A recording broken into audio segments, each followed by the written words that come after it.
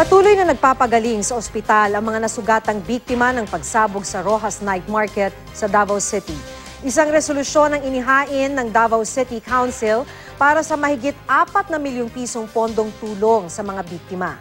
Sa ngayon, patuloy ang investigasyon sa pagsabog ng bomba na pinaniniwalaang inilagay sa isang bag na iniwan sa night market. Makibalita tayo kay Sheila Vergara Rubio. Iwan yung bag niya. Tapos, pinuntahan siya ng therapist. Pinuntahan siya ng therapist, sinabi niya na, "Sir, yung bag mo, iwan." Lumingon lang yung lalaki, tapos dumiretso na. Ikwinento ng isang saksi ang pangyayari noong araw ng pagsabog ng improvised explosive device sa Rojas Night Market. Ayon sa isang saksi, isang lalaki ang nag-iwan ng isang bag sa unang upuan sa ikatlong linya ng mga nagmamasahe sa night market. Ilang oras lang matapos ang pagsabog, makikita sa video na ito ang pagdagsa ng mga pasyente sa emergency room ng Southern Philippines Medical Center. Di magkamayaw ang mga doktor at nurse sa pagsalba sa buhay ng higit 34 na biktima ng pagsabog na isinugod sa naturang ospital. Ang isa sa mga pasyente na si Vicenta de Palubos, kritikal pa rin. 6 na buwang buntis si de Palubos na isang masahista. Patuloy na binabantayan ng mga doktor ang kalagayan ng mag-ina. Anong chances niya to survive, Doc? Guarded. Prognosis is very, very guarded.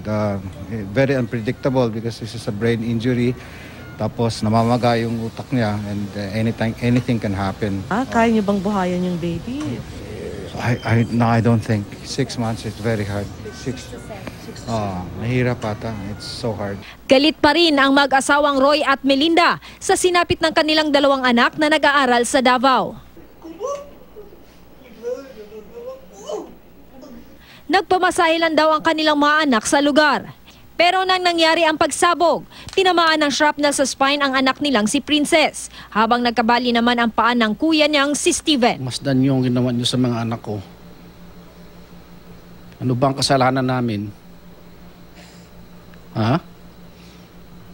Sinaktan ba namin mga anak ninyo? Pero hindi kayo mga tao, hayop kayo.